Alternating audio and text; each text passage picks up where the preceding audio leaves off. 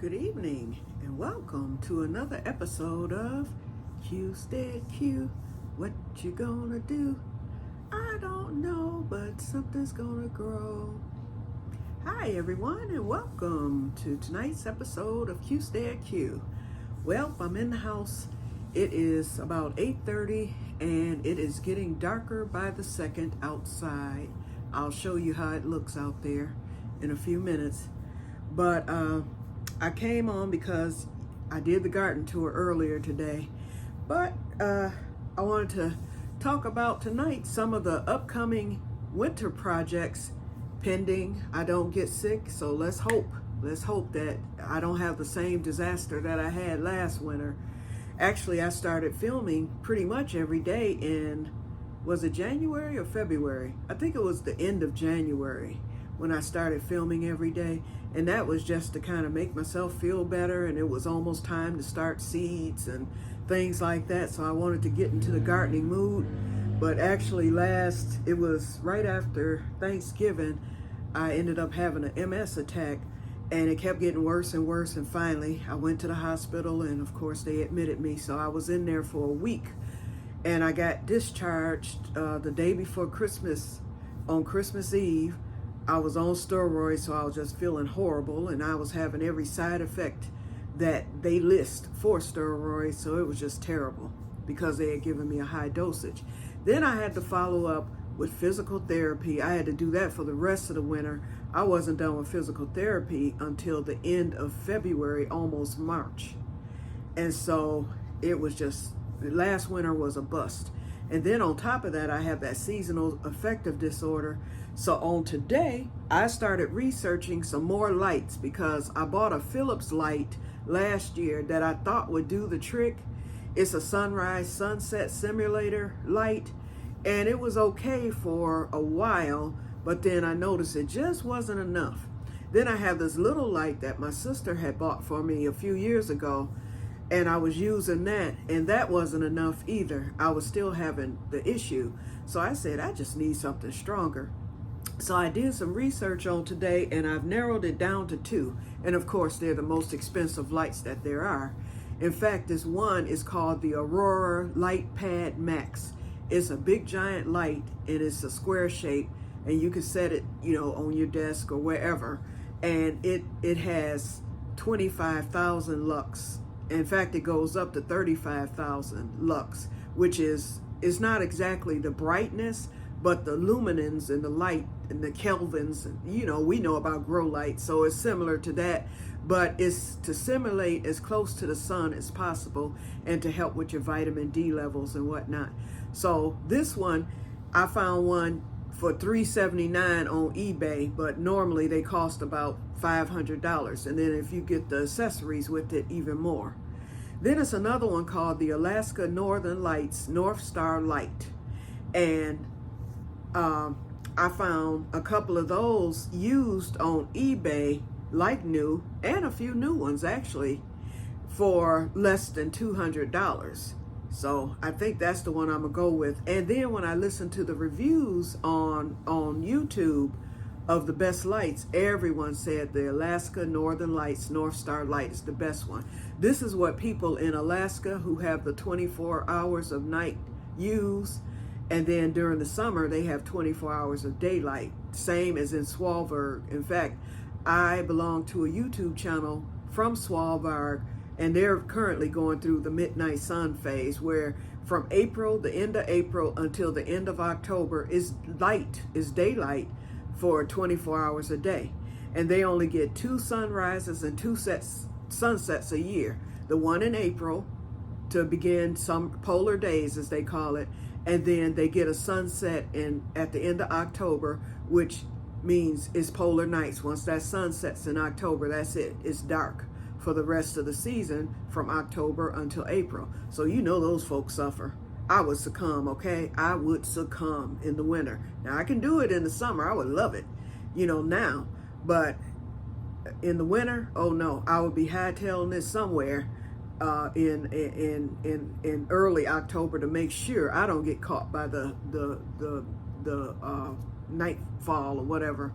Okay, so anyway, so that's what I was doing this most of the afternoon. Okay, so as I was telling you earlier, my sister on Saturday is having a MooMoo and Mimosa party. And so she planned this months ago. And so Saturday is the big day. So this is the beginning of my wind down for the summer. I have that event on Saturday. Then the following Saturday, my young cousin just graduated college. Her open house is next Saturday on the 17th. And then after that, I'm hosting our monthly cousins get together for the month of September. And that's going to be on my late father's birthday. So every month, for the most part, we have some sort of theme. And so I made the theme for my father, because some of the cousins who will be there, like some of the second cousins, they weren't born when my father, or they were very young when my father passed away, so they don't really know much about my father. So with it being themed, we're going to have my father's favorite meals. My father was a mechanic, so I told people to bring something that's like my father, a tool, keys, because he was an auto mechanic. What else? It was a lot of things. He was a deacon, before he was a deacon, he did all the worldly things. So anyway, that should be fun, because and then we'll reminisce about him and we'll fellowship on that day. So that's going to be held here. So of course you all will be a part of that. I will probably come on and do an episode while that's happening. So look forward to that. And that will be held on September 14th. And that will be the end of my summer adventures other than fishing. After that event, then I will do a fishing trip in September, probably two. I'm gonna do one probably mid-September after after the cousins thing, and then I'll do another one towards the end of September. Then I will do my annual fishing trip in October. Those trips, and possibly a fourth, depending on how the weather is towards the end of October, because October is usually rainy. Now last year we got 2 trips in for October. JD and I, we did all the fishing, and I haven't talked to JD since I've talked to him a couple of times since the greenhouse business, and he's been fishing all summer and whatnot, but we really haven't talked all summer. So I don't know if we'll hook up again for the fishing finale for the season, because we usually go in half on that. If not, then I'll go by myself. It's no problem. I've been there by myself to the island and whatnot. It's usually there's people there that I know, and it's a high police presence, all that. So, it's very few places that I go where I will go alone to fish, but that's one of the safest places you can go because of the high police presence and game warden presence and whatnot. And people that come to the island frequently, as we have, we know each other. And it's a small island, so, you better not call yourself trying to commit a crime on an island, okay? Because there's only one escape, and that's through the boat, so you better make sure you've done something big if you do commit a crime there. So actually the island is where I would prefer to be if I'm going to go by myself fishing, nowhere else, because anything can happen. Okay, but anyway, so that's will be it for my summer stuff. And then once that's over with, then I'm in for the winter for the most part, unless it's to get groceries, which is right around the corner from me, and to go to the doctor. And usually I don't have doctor's appointments in the winter unless something happens. Now this winter, I may have doctor's appointments simply because I have that testing coming up. So that appointment is next Wednesday, thank God, less than a week away. I go to the sleep apnea doctor, and then the following Thursday I go for my rescheduled appointment for the throat thing. So, and the car's running good and everything, fingers crossed. I'm praying. I want to get those 2 appointments out the way, and then whatever they decide to do, I'm quite sure I'm going to get some testing on my throat, and I'm quite sure the sleep apnea test, which is done at home, will be done. So, I'll have my follow-ups with them, but that'll be way before the snow sets in. And hopefully I'll be all done with them for the winter. And then I'll probably follow up in the spring if I have a second follow-up with any of them. And that's how I usually do with my doctor. I always get into him right around the 1st of November, right before it starts really, getting real bad outside. I get into my doctor. He gives me a 90-day prescription for my medications, and I don't see him again until March, until the weather breaks, unless there's an emergency. Then I will see him again.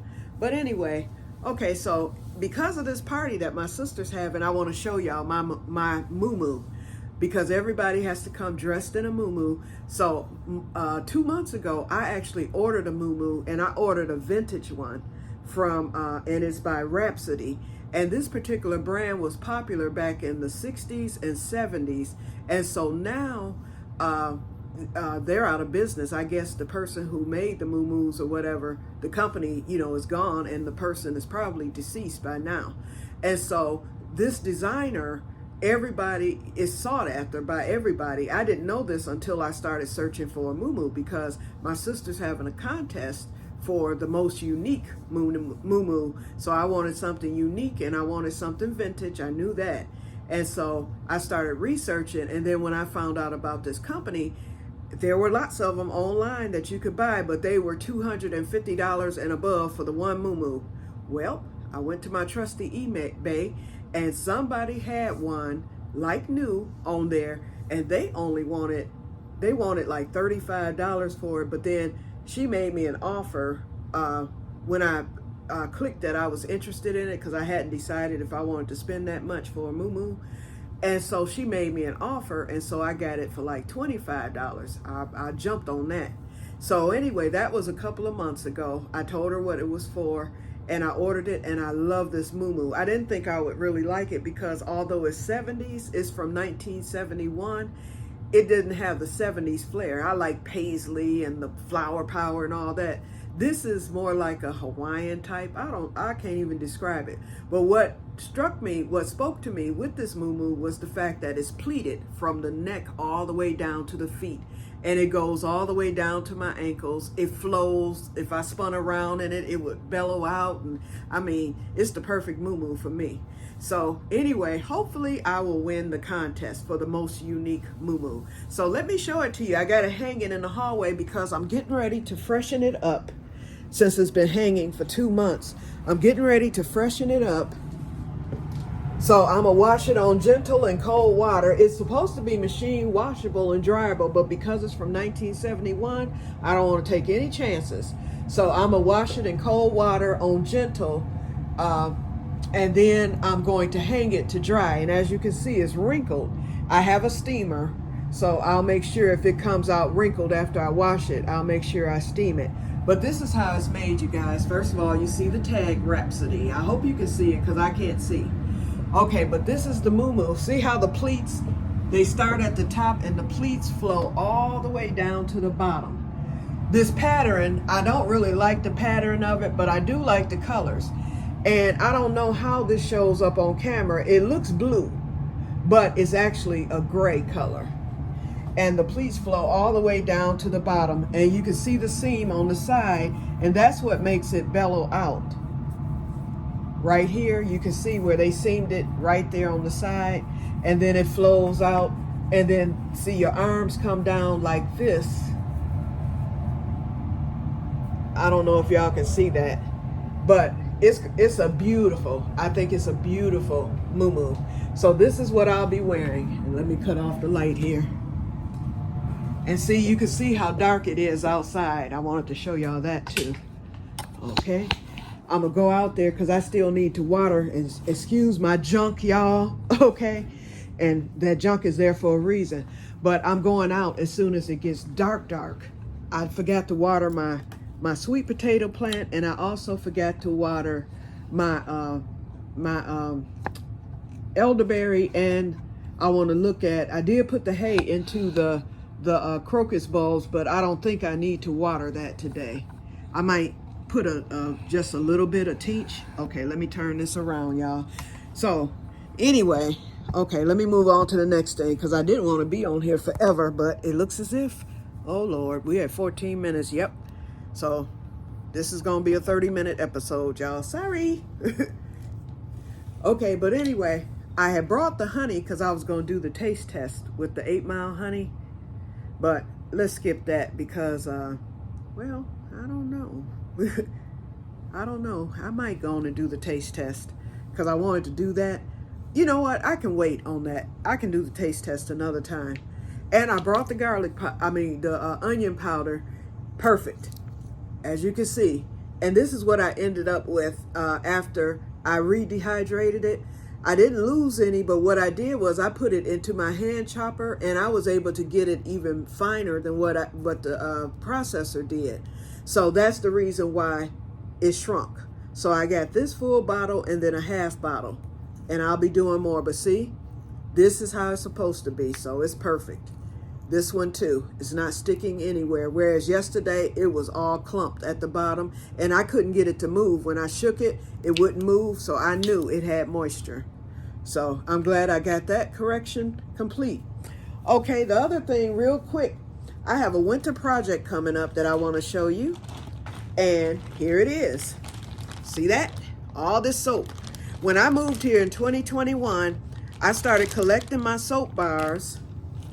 And so what I plan to do this winter for one of my projects, and I will probably film myself doing it, I found this double boiler at Value World, and this is specifically for, because you can see it's rusted, I wouldn't dare put food or anything in it, but this is for the soap. I'll fill the bottom one with water, and that'll help the soap to melt, and then I'll put the soap bars in the top, and then I have my spoon to stir it. And then I also, a few months ago, I found some cocoa butter. That's what I'm going to add to the soap, because I use Lever 2000. I kept all my soap packets, but I don't think I'm going to use these because my mold is a lot bigger than the packet, so my bars are going to be bigger. But I do plan to add 100% cocoa butter to the soap when I melt it down, and I'm repurposing the soap. So I'm thinking out of all this, I don't know, this will probably give me, I know this is over 100 bars, but once I melt it down, I'm thinking I'll get at least 10 to 12 bars. I don't know. I really don't know how many I'm gonna get, but this is the only mold I have. But I'm going back to Joann's next week, or this week rather, and I'm gonna get 2 more packs of these. That way I can make 12 bars at a time. And so this is the mold that I'll pour the solution in. You let it set out to solidify, and then you have bars of soap. And so what I'm gonna do is wrap the bars of soap instead of those wrappers, because these are gonna be bigger than those wrappers. I'm gonna just wrap the soap bars in parchment paper or wax paper. And then I'll store them in a tub or whatever, in a plastic container, and then I'll use my soap. So that, I figured that would be part of my preps. That would be extra soap for my preps. And then I have this, isn't this cute? And I decided to make this my soap cutting knife. So I'll use this to, cut the soap. If I need to do any, adjustments or whatever, I will be using this knife here, because I can't think of nothing else I would use this for, but it's just as cute as it can be. I got this at Value World. And then I have this, because, and this is an old shredder that I bought at Value World for like 10 cents. And this is to, if I want to melt the soap quicker, depending, I'll look to see how long it takes to melt a few bars.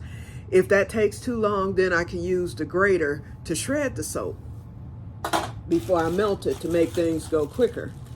So look forward to that video later this year or next year. It's either going to be in January, because Christmas time is busy, or it's going to be in December sometime. It'll definitely be during the winter months. Okay, my book came today. So, and actually, that's why I love eBay. They be sending you gifts and everything else. They sent me a DoorDash card for 50% off. They sent me a HelloFresh coupon for $3. And then they also sent me it's for these German blades, I think. Wait, yeah, for German blades, and that you can get. I don't really need that, but that was nice of them to send that to me. Yep, and then she sent a little note. And so here's the book. Now the book is in good condition. but it was filthy. When it arrived, it was filthy. So guess what? I took it into the kitchen, got me a washcloth, put some soap on it, and I cleaned my book, y'all. So it looks new. So this is the book. It's called Rodale's, I'm reading it backwards here, Illustrated Encyclopedia of Herbs. So that's the name of it. And so on the back it says, explore all the uses of more than 140 herbs: aromatic, cosmetic, culinary, dyeing, medicinal, and ornamental herbs. And it says, Rodale's Illustrated Encyclopedia of Herbs is a virtually endless source of useful information and herbal know-how, presented in an A to Z format, and that's wonderful, y'all. Supplemented with easy-to-use charts and lists, and I did thumb through the book. It's a nice book. Beautifully illustrated with drawings and color photographs. I haven't seen a color photograph yet, but I haven't thumbed through the whole book either. And it says, it is the only book on herbs you'll ever need to buy. That I can agree with. I paid $5 for this book on eBay. They have some cheaper, they have some more expensive. If you want to buy it brand new, it's more expensive. If you want to get it used like me, you can get it as low as $3. I paid $5 because with the $3, you had to pay for shipping, which made it about $10 when it was over and done with. I got free shipping with the $5 book, and that's all I paid was $5. And I think this was a great value. Also, oh, here's some color. Okay, there's some color. When I looked through it, it has every herb, and it's in alphabetical order. And so I started with A. And so when I was reading it, it tells you about the herb, everything it's used for, what you can pair it with, because some of these herbs can be paired with other plants. Some of these herbs, it tells that repel pests in your garden. Like if you have beetles and things like that, it tells you what pests and whatnot that it can repel. It tells you if it's a dangerous herb, because some herbs can be, like for instance right here, the dangers of herbs. It just so happens that I'm talking about that, and here we are on the topic. So but it was talking about how some herbs, it'll tell you if it can be dangerous if used improperly. So if it's supposed to be a medicinal herb, you don't want to overindulge or whatever, or if it's supposed to be an herb for dyeing clothes, or let's say it's an herb that's for anything other than culinary, you want to read through that to see what your dangers are. Some people are allergic to dye. So if it's an herb that you dye with, if you have skin issues like myself, you might come in contact with that herb, and next thing you know, you're at the hospital. Let me stop. Next thing you know, you're at the hospital, okay? So, I cracked my... I got the giggles, y'all. I cracked myself up. Okay, anyway. Oh, wait a minute. Look at this. Okay. Anyway, I highly recommend this book. And remember, I challenged you all to get the herb, this book, or if you don't already have an herb book, but I don't think you would need to go any further. And this also comes in a paperback format, and this thing is heavy too. It's at least 5 or 6 pounds.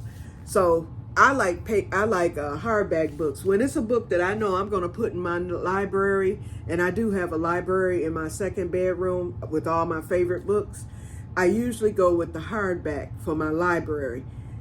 But I'll buy a paperback, but if it's something I know I'm going to refer to forevermore, hardback. That's my preference. So that's why I got the hardback in that.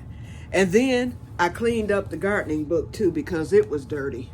So so these are 2 book projects over the winter. I'm definitely going to be reading the gardening book as I plan out my garden. I will refer to this. And then I will also be referring to the herb book when I decide on which herbs I'm going to plant, because I will be ordering herb seeds this year. I'm going to try that experiment, and hopefully I can grow them. I've tried growing herbs in the past, and it's never worked for me. So I've always just preferred to buy my herbs, but the selection here in Michigan is so bad. I mean, I was fortunate to find the French tarragon. And then the mojito mint, I saw that, didn't get it, went back the next day and it was gone, never to return. So I ended up ordering that offline, the plant itself, and paid top dollar for it, you know, for a half dead plant that I had to bring back. So this time I'm going to order different herbal seeds, and I'm gonna learn about the medicinal herbs. I'm not really interested in that just yet. I might want to get some St. John wort. I definitely want some moringa, mullein. It's some herbs that have medicinal properties, but you can still eat it. You know, I just don't want to get too far off into herbs yet, because I'm just now starting, you know, with the herbs. Mine is going to be for seasonings and flavoring, so mostly culinary. So that's what I'll be studying over the winter. Last but not least, because we're almost at 30 minutes, the blanket. So I'm getting there, y'all. So here's the pattern, y'all. So I did 6, and this is how it's gonna go. I wrote it down. Okay, I have 6 of this, and I'm down to my last 3. So I've used 2. I've only used a half of this color, and I still have another full one. And I'm getting 6 rows. I'm getting 6 rows per skein. So I've got 6 here of the dark, and then I went with 2 rows of the variegated. Then I went with another 6 rows of the dark. I have 2 of the variegated, but after that, because this will center, this will be midways. After this, I'm gonna do 2 rows of the dark and then 2 rows of the variegated again. So it's gonna be 2 variegated, 2 dark, 2 variegated. Then I will continue on working backwards to finish it off. So after I do that 2, 2, 2, then I will do my 6 rows of solid. Then I'll do my 2 rows of variegated again, and then it will end off with 6 rows of solid. I will have some variegated left over, and I will possibly have some of the dark left over. Anything that's left over, I'm going to use to make a wide border around it. And so the border will not only lengthen the blanket, and the blanket right now I've chained 100, and it goes from my shoulder all the way down to my feet. And when I measured it out, I used the tape measure, because for each row I'm getting an inch. So it's going to be 34 rows. So it's going to make it 34 inches long. 34 inches wide, and that's plenty wide for me. I would like for it to be wider so I could really snuggle up in it, but it will be wide enough. Well, it's going to be even wider when I border it. So I'm thinking it should add a couple of more inches. If I can get it to 40, that would be great. But if not, I know it's still going to be wide enough for me to wrap up in the winter. And it's growing real fast, and it's working up fast. So this is the blanket thus far. Then I had to bring out the yarn. I'm going to stop on this tonight. I won't be working on this. I have to make a pair of slippers, because when for the MooMoo party, I am not wearing shoes because I'll trip. So I'm going to make up a pair of slippers to wear with my MooMoo at my sister, especially since I'm staying the night, so I can be comfy and I don't have to worry about leaving.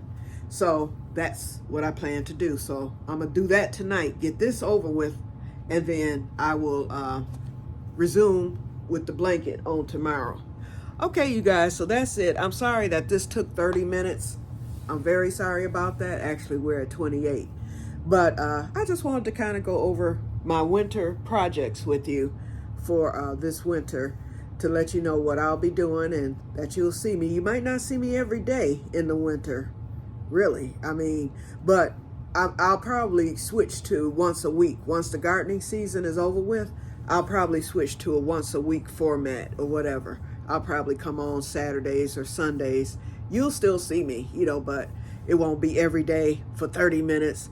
And I'm definitely gonna get the camera situation straightened out. I'm gonna learn how to edit over the winter. I got to get that figured out. And I think the best way is for me to just buy a camera and then edit on my on my desktop. And then that way I can do some cuts and everything and shorten up these videos, because it's a little bit too much, okay? But anyway, I enjoy y'all videos too, and y'all seem to come back to watch my little crazy videos. Something's always happening, huh? Oh, another thing. I went out Something told me, and I said, I'm going to listen to your voice, God, because it had to have been you. Something said, get those eggplants into the greenhouse.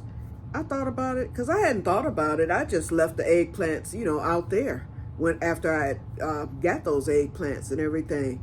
And it dawned on me, I was like, when that happened, I was like, wait a minute, maybe I should, because I said to myself, they're pollinated. I have 14 eggplants coming, possibly more. I've counted 14. They're already pollinated and they're growing. I don't need no more than 14 eggplants.